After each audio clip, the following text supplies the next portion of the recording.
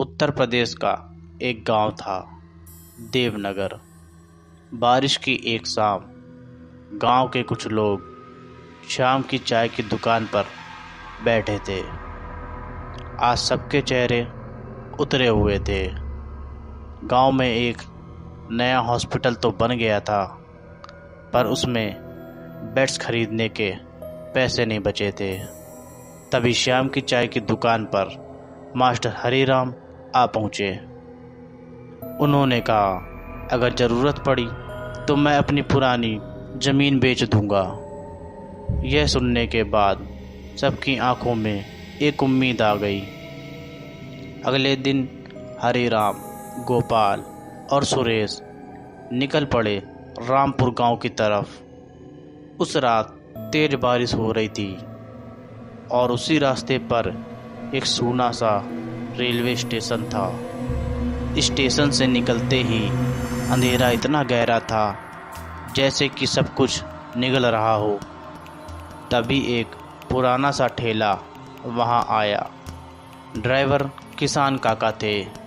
उन्होंने कहा, चलो मैं तुम्हें नदी तक छोड़ देता हूँ। उनकी आवाज़ में अजीब सा ठंडापन था, पर किसी ने इस पर ध्यान नहीं दिया। नदी को पार करने के लिए कोई नाव नहीं थी। पानी बहुत तेज बह रहा था। किसान काका बोले, आज रात मेरे घर रुक जाओ, सुबह चले जाना। मजबूरी में तीनों मान गए। घर पुराना था, अंदर से अजीब बदबू आ रही थी, जैसे सालों से ये घर बंद हो। रात के बीच हरीराम की आंख खुली। कोई आवाज़ आ रही थी, जैसे कोई बाहर मिट्टी खोद रहा हो। हरीराम ने खिड़की से देखा। किसान काका पेड़ के नीचे जमीन खोद रहे थे। उन्होंने गोपाल और सुरेश को जगाया।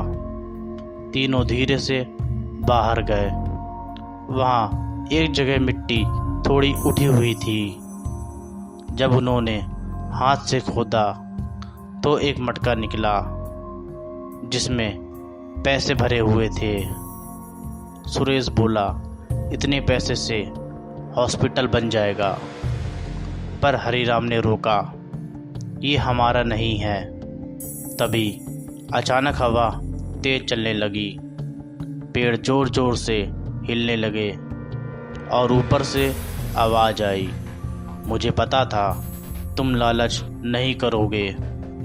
तीनों ने ऊपर देखा। पेड़ पर किसान काका का भयानक चेहरा लटका हुआ था। मैं जिंदा नहीं हूँ, 1 साल पहले मर चुका हूँ।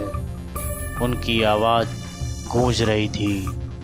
उन्होंने कहा, ये पैसे मेरी ज़िंदगी की कमाई है, पर लालच की वजह से मेरी आत्मा यहीं अटकी रह गई। मुझे एक सच्चा इंसान चाहिए था। आज मुझे वो मिल गया। ये पैसे ले जाओ और लोगों की मदद करो। इतना कहकर किसान काका का साया हवा में गायब हो गया। सुबह बारिश रुक चुकी थी, पर वो रात देवनगर के लोग आज भी याद करते हैं। कहते हैं, अगर तुम्हारा दिल साफ हो तो कभी कभी मौत भी तुम्हारी मदद करने लौट आती है। अगर आपको ये कहानी अच्छी लगी तो हमारे चैनल को सब्सक्राइब ज़रूर करिएगा।